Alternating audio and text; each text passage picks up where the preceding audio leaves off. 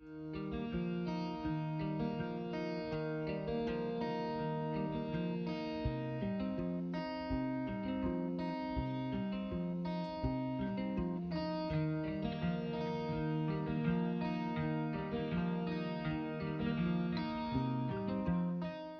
안녕하세요. 저는 급성 림프구성 백혈병으로 항암과 조혈모세포 이식까지 한 26살 이주환입니다.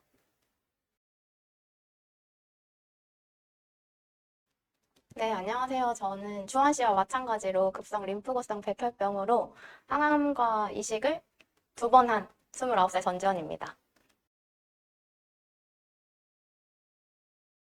안녕하세요. 저는 한 12년째 지금 PNH로 치료받고 있는 43살 김세영입니다.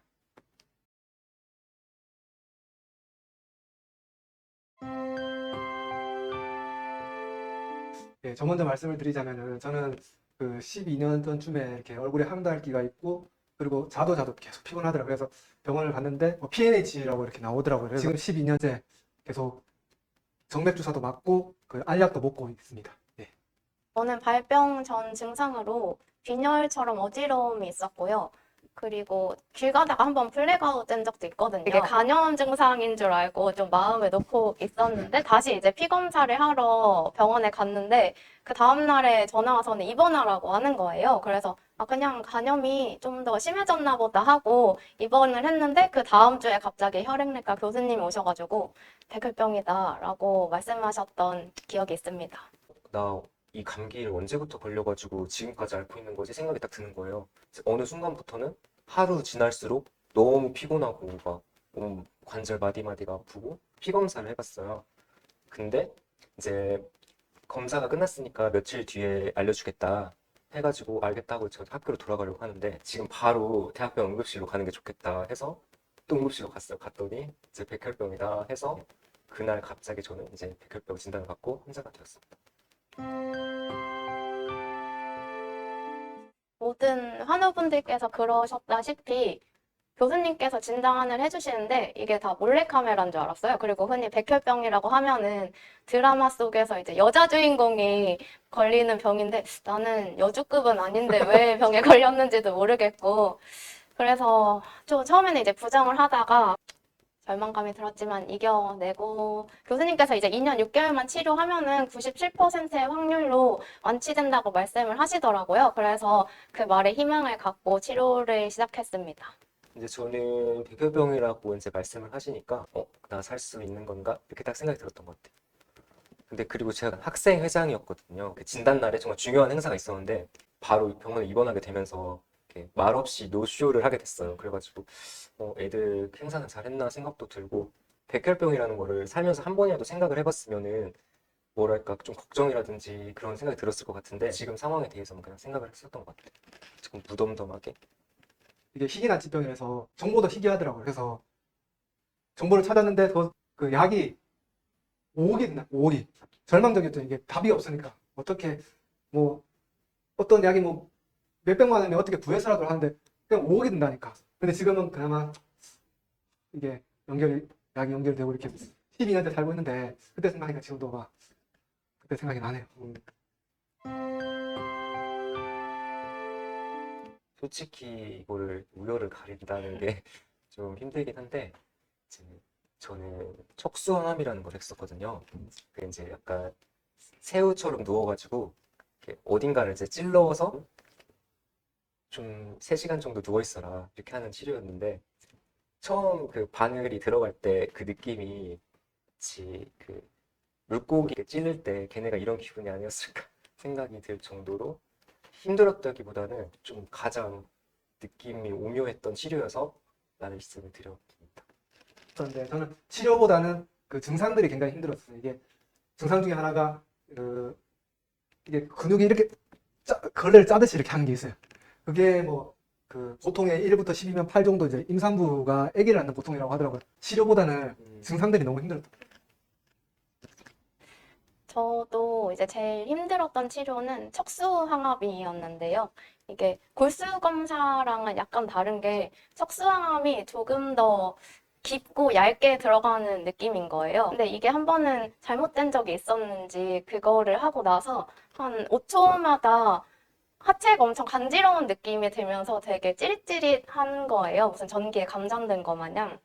이렇게 평생 살아야 되는 건가 하는 두려움이 그때는 닥쳤는데 다행히도 이제 한 5시간 동안 고생을 하고 나니까 그 감정이 사그라들더라고요. 그래서 그때가 제일 힘들었습니다.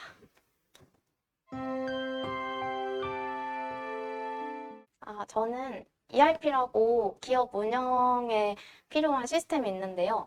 그 중에서 제일 유명한 게 이제 독일에서 만든 SAP 회사의 ERP인데 거기서 구매랑 재고 관리 쪽 개발을 하고 있습니다.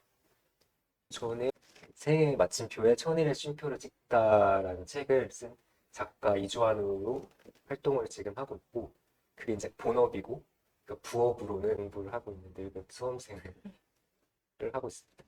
저는 이제 원래는 사회복지사였는데 아프면서 그때 아무것도 못하게 되고 조금 좋아져서 작년에 그 좋은 기회가 있어서 책을 이렇게 쓸 수가 있었죠. 수치는 안정이 되는데 그렇다고 이렇게 또 막 어디 출근하거나 일을 할 수 있는 또 몸이 안 되더라고요. 방송통신대학교 보니까 이렇게 문화교양학과라고 이렇게 인문학을 가르쳐주는 그런 학과가 있더라고요. 거기에 입학을 해서 지금 배우고 있는데 잘하지는 못하지만 재밌게 이렇게 지금 배우고 있습니다. 이게 항암을 오래 하신 분들은 다들 공감하실 텐데 병원에서 아무리 이제 주사약을 맞으면서 폴대를 들고 산책을 해도 그 장기간 동안 침대에서 생활을 하다 보면은 근육이 빠지거든요. 그럼 그 근육이 빠지면서 체력도 엄청 떨어져요.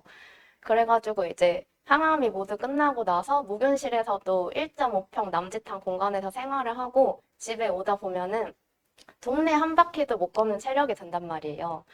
그래서 이제 사회 복귀하기 전에는 보통 이제 사람들이 생각하는 그런 기본적인 체력이라도 돼야 될 텐데 그것마저도 안 되는 내 현실을 보면서 그게 정말 힘들어가지고 그럼 체력을 키워야겠다 하고 헬스장을 열심히 다녔습니다.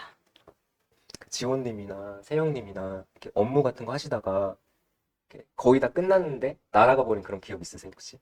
네, 많죠. 네, 있습니다. 혹시 기분이 어떠셨어요? 한숨 좀 많이 막막하죠. 허망하죠. 그러니까 저도 약간 그런 거랑 비슷하게, 그러니까 우리나라의 현실상 12년 동안 이렇게 대학을 바라보면서 준비를 하는 경우가 많은데, 저도 그런 삶을 이렇게 살아서 마무리만 하면 되겠다는 상황에서 그렇게 발병을 하는 바람에 그동안 해왔던 게 딱 마침표만 찍고 저장하면 되는데 다 날아가 버린 기분인 거예요. 아, 그래, 그냥 차라리 이왕 이렇게 된 거, 내 하고 싶은 대로 즐겁게 내 방법대로 살아보자 하는 생각으로 하다 보니까 오히려 좀 더 예상하지 못했던 즐거운 방법으로 사회 복귀를 했던 것 같습니다. 제가 이제 해주고 싶은 말은 조급함을 느끼지 않았으면 좋겠습니다. 이게 항암 때문에 체력이 떨어져 있는 상태에서 무리하게 사회복귀를 하려는 게 정말 내가 원해서 하는 건지, 내가 이제 체력적으로 완성되지가 않았는데 조바심이 나서 무리하게 생각하고 있는 거일 수도 있거든요. 그래서 일단은 객관적으로 곰곰이 생각을 해보시고 너무 조급하지 않게 복귀 준비를 하셨으면 좋겠습니다. 저도 지원님처럼 정말 조급하지 않게 생각하는 게 가장 중요하다고 생각을 하고, 투병을 마치고 치료가 다 끝나면 정말 삶에서 이룰 수 있는 정말 큰 걸 이뤘다고 생각하기 때문에 언제든 도전할 수 있는 기회가 주어진 거다라고 생각을 하고, 정말 그동안 내가 다른 생각 때문에 못했던 그런 하고 싶은 것들을 하면서 지내다 보면은 자기 삶을 행복하게 이끌어주지 않을까 생각을 합니다. 앞서서 두 분이 말씀하신 것처럼 이게 사람이 어떠한 그 어려움에 부딪히면 딱 당하게 되는 것 같아요. 그럴 때는 조금 차분하게 이렇게 조급하지 않고 일단 불안하면 모든 걸 아무것도 안 되는 것 같아요. 이제 나는 어떻게 보면 다른 길로 들어섰기 때문에 다른 방법으로 다른 내 페이스대로 내 시간표대로 살아가는 그런 생각들을 하는 게 좋지 않을까 그런 생각을 합니다.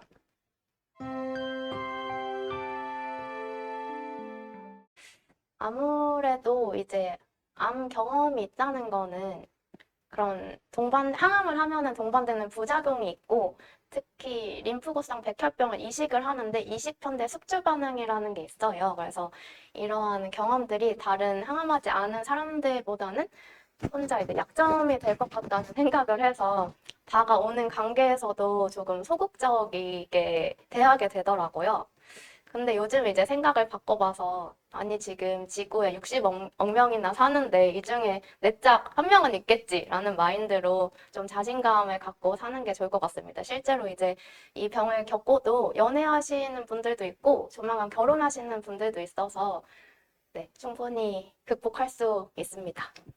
이거는 제가 극복한다기보다는 상대방이 극복이 되느냐가 중요하다고 생각을 했어요. 그러니까 지원님 말씀처럼 항암 치료와 이식까지 받게 되면은 그러니까 불임이라든지 그러니까 이런 것들이 만약에 상대방이 받아들이지 못하겠다고 하면은 깔끔하게 알겠다고 수용을 하는 자세를 가지면은 스스로가 또 극복하는 데 도움이 될 것 같고 서로가 괜찮으면은 그게 극복이 되는 게 아닐까 또 그런 게 또 사랑의 힘이니까 라고 생각을 했습니다. 이제 저 먼저 말씀을 드리면 만약에 안 할 수 있다면은 저는 안 하는 게 맞다고 생각합니다. 사람이 살다 보면은 자기도 모르게 나보다는 상대방이 그런 걸로 나에게 상처를 줄 수가 있을 수 있단 말이에요. 한 번 상처가 솔직히 마음에 영원히 또 가는 것들이 있기 때문에 애초에 그런 일이 없게 하는 게 좋지 않을까 생각을 해봅니다. 저는 이제 제 지인들한테 말하기는 했어요. 지금까지 이제 저를 아는 분들에겐 다 말씀을 드렸는데 요즘 신규로 관계를 맺고 계신 분한테는 굳이 말씀을 안 드리는 게 뭐냐면 이걸로 나는 항암을 했고 암투병한 이력이 있으니까 이게 나만의 핑곗거리인데 그 사람한테 오히려 배려를 강요하는 느낌이 될 수도 있겠다라는 생각이 드는 거예요. 그래서 저는 말을 하지 않았는데 다른 분들도 이제 각자의 소신을 갖고 있으면 말을 드려도 되지 않을까라는 생각이 듭니다. 저는 상대가 누구냐에 따라 달라지는 것 같아요. 이게 그 잠깐 만나고 헤어지는 사람이라면 굳이 말할 필요 없을 것 같고, 근데 이게 뭐 좀 긴 여정을 같이 함께 해야 되는 사람한테는 말을 해주는 게 그 상대방에게 예의고, 얘기해주지 않으면은 어디 가서 자기가 배려를 못 받을 수가 있는 거예요. 예를 들어 제가 무거운 걸 들으면 안 돼요. 근데 저는 남자인데 만약에 전부 다 여자밖에 없는 공간에 갔을 때 뭔가를 들어야 되는데 저 혼자 들어야 되는데 근데 제가 그거를 얘기하지 않고 제가 숨겼다. 제가 그거를 들고 나서 몇 시간, 며칠 동안 깡깡 알아 눕는 그런 일들이 생기더라고요. 그렇기 때문에 나를 위해서 먼저 그리고 상대를 위해서 자기가 잘 판단을 해서 얘기하는 게 좋은 것 같아요.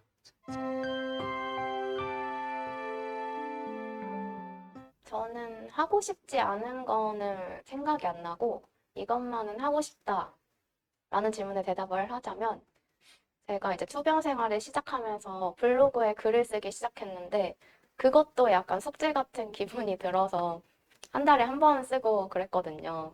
근데 그때로 다시 돌아간다면 좀 더 주기적으로 글을 써서 내가 몇 년 후에 그 경험과 감정을 봤을 때 그래 나 이랬었지. 그럼 지금 나한테 힘든 일이 있어도 그때 나는 항암도 했는데 이것 좀 아무것도 아니잖아 하고 좀 더 이겨낼 수 있게 그때 경험을 더 사실적으로 쓰고 싶다라고 말씀을 드립니다. 좀 하고 싶은 것들만 생각이 나는데요. 조금 그냥 다 조금 더 하고 싶어요. 모든 것들을. 할 수 있는 모든 것들을 더 잘 쉬고 싶고, 맛있는 것도 더 많이 먹고 싶고, 내가 아무리 투병 중이지만 이렇게 너무 놀아도 되나 그런 생각이 가끔 들 때도 있거든요. 투병 중이신 분들에게도 진짜 질리도록 놀고 싶으면 놀고, 먹고 싶으면 많이 드셨으면 좋겠다는 말씀을 드려봅니다. 투병 시작을 했던 그 순간을 생각을 하면은 참 어리석었던 게 불안해하고 너무 조급했던 것 같아요. 그때 다시 돌아가면은 조금 더 차분해지고 조급해하지 않으면서 좀 더 미래를 이렇게 설계를 했으면 하는 그런 마음이 이렇게 들더라고요. 저는 계속적으로 어떻게 보면 죽을 때까지 계속 약을 먹어야 되고 주사를 맞아야 되기 때문에 그 생각들이 계속 나을 것 같긴 해요. 그렇지만 그것 또한 제가 이제 다스리면서 이제 지금부터라도 이제 지금 오늘 진단받았다 생각하고 이렇게 또 새롭게 인생을 설계하면서 나가야 되지 않나. 오늘이 매일이 진단받은 날이라 생각하면서 이렇게 감사하면서 살아가야 되지 않나. 그런 생각을 하게 되었습니다.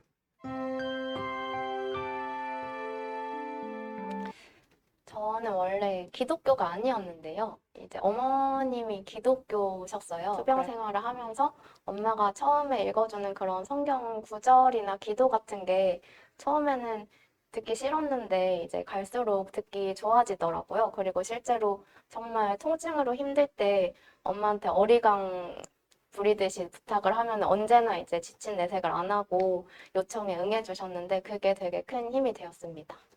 혈액암의 특성상 정말 좁은 공간에 묵윤실에서 지내게 되다 보니까 이렇게 묵윤실이라는 이름 자체가 주는 이렇게 재미없는 느낌이 또 있고 또 공간적으로 너무 한정적이다 보니까 솔직히 할 수 있는 것들이 많이 없긴 해요. 그래서 배고프지만 잘 먹지 못한 상황도 있고 했었어가지고 근데 저는 그때 좀 먹방을 많이 봤던 것 같아요. 먹방을 보면서 보면 조금 약간 배부른 느낌도 있기도 하고 그리고 거기에서 나온 음식들을 그러니까 머킷리스트처럼 이렇게 작성을 했던 것 같아요. 먹고 싶은 것들을 작성하는 게 정말 많은 전 도움이 됐던 것 같고 제가 치료를 하면서 정말 편하게 누워 있을 수 있는 방법들을 많이 찾아냈던 것 같아요. 하지만 저는 그렇게 생각을 해요. 일단 버텨라. 일단 버티면 된다. 지금 돌아보니까 그 말이 다 맞는 거예요. 어떻게든 버틴다. 그랬더니 계속 임상시험에 먹는 약이 나오고 그 버티기 위해서는 가장 중요한 거는 그 내 옆에 있는 사람과의 관계인 것 같아요. 그 나를 가장 지지해주는 부모님 그리고 가족들, 친구들 이런 분들하고 유대 관계를 잘 이어가야지만 내가 버팀목이 될 수 있는 것 같아요. 이들이 나에게 버팀목이 될 수 있지만 저들도 내가 살아있는 거 그걸 생각하면 그들은 정말로 말은 안 하지만 고마워하고 그 존재만으로 큰 힘이 된다고 생각하거든요. 그래서 무조건 버텨라. 무조건 버티는 게 이 PNH 질환의 어떻게 보면 생존 방법이다. 이렇게 말씀드릴 수 있겠습니다.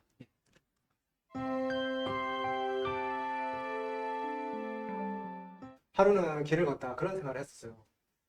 아, 내가 지금 길을 걷고 있네. 그리고 햇빛을 보고 있네. 들을 수 있네.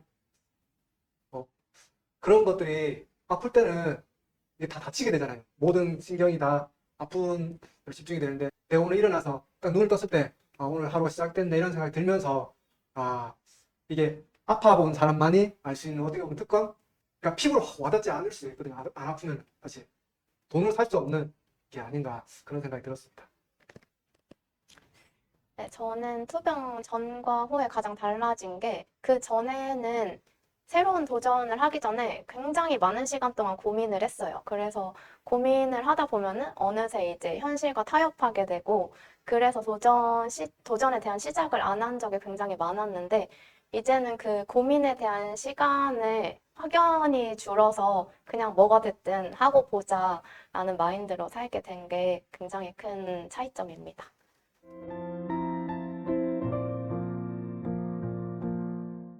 환자라는 이렇게 단어를 떠올리면은 많은 사람들은 이렇게 칙칙하다, 그리고 뭔가를 잃었다, 어둡다 이렇게 생각하는데 잃었다고 생각하지 않거든요. 아프면서 아, 내 인생 모토는 나보다 나은 사람 부러워하지 말자.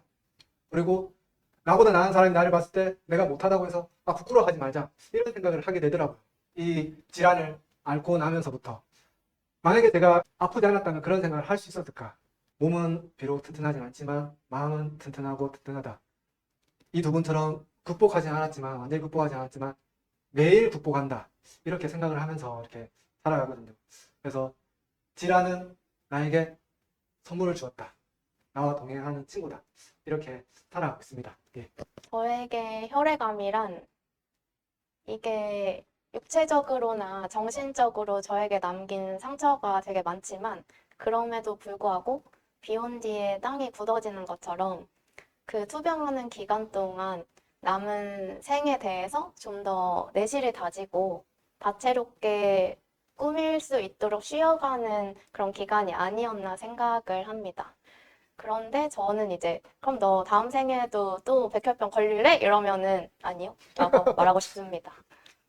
저라는 바다가 있으면은 거기에 물감을 한 방울 떨어뜨린 것 같은 느낌. 그 바다에 물감 한 방울 떨어뜨렸다고 해가지고 겉으로 보기에 달라지는 건 하나도 없을 수 있지만 또 전과 비교했을 때 같은 바다라고는 또 할 수 없는 거잖아요. 그런 것처럼 백혈병을 앓기 전과 후가 저는 그렇게 달라졌다고는 또 느끼지 않지만 또 완전히 달라진 졌다고 또 느끼는 부분들이 많이 있어서 뭐 그렇게 얘기를 하고 싶습니다. 네, 살면서 가끔씩 생각을 하는 게 내가 5년 뒤에 뭐 하고 있을까, 10년 뒤에 뭐 하고 있을까라는 상상을 누구든지 하잖아요. 근데 이제 딱 진단을 받고 그 상상을 하면은 그냥 어둠인 거예요. 내가 그때 살아있을까 하는 원초적인 두려움이 들 수 있거든요. 근데 희망을 갖고 아무리 언제 끝날지 모르는 치료 기간이지만 거기에도 희망의 빛이 있다라고 생각을 하면서 열심히 치료를 받으셨으면 좋겠고, 그리고 백혈병이라는 게 아무리 치료 방식이 공식화되어 있다지만은 그럼에도 불구하고 수치나 세세한 부작용 같은 게 사람마다 정말 달라요.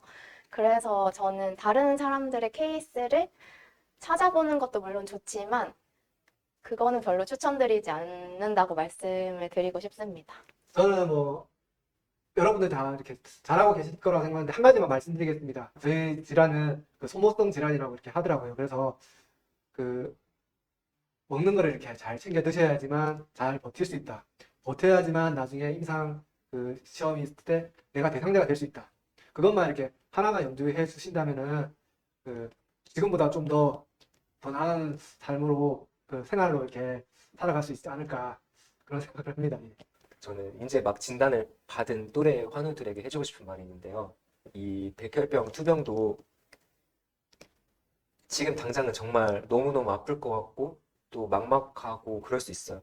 잘 이겨내고 지나서 이렇게 보면은 은근히 그 속에서도 재밌는 일들도 좀 많았고 그것도 뭐 추억이 미화된다고 할 수도 있지만 추억이라는 이름을 좀 붙일 수 있을 시간으로 또 저는 생각이 되거든요. 그리고 이 시간만큼은 좀 이기적인 사람이 돼도 되지 않을까. 아프다 보면은 좀 나보다는 주변을 생각하는 경우가 많이 있더라고요. 뭐 내가 하고 싶은 것이 있을 때는 하고 또 먹고 싶은 거 있으면 먹고 그러는 게 오히려 주변 사람들을 더 위하는 길이다라고 또 말씀을 드리고 싶고 정말 힘내셨으면 좋겠습니다.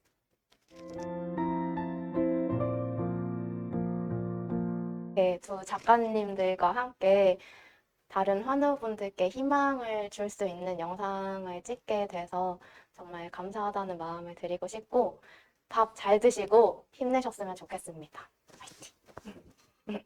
저의 영상을 보고 조금이라도 힘을 얻고 아 나도 당신의 영상을 보고 이렇게 살았더니 이 자리에서 다시 그 인터뷰를 할 수 있었습니다. 이 말을 들으면 굉장히 기쁠 것 같아요. 제가 전달하고 싶었던 그 마음을 이렇게 이해하시고 잘 받아들여서 그 투병 생활 하시는데 잘 그것들이 자연분이 됐다면은 그것만큼 기쁠 게 없다고 생각합니다. 많은 분들에게 도움이 되고 싶고 또 희망을 드리고 싶은 제 마음이 잘 전해졌으면 좋겠고 지원님과 세영님과 함께 한 시간이 너무너무 즐겁고 감사한 시간이었습니다. 엄청 다 작성을 해놨는데 그 마지막에 좀 날라간 기억 같은 거 있으신지? 네. 있어요? 네. 그때 약간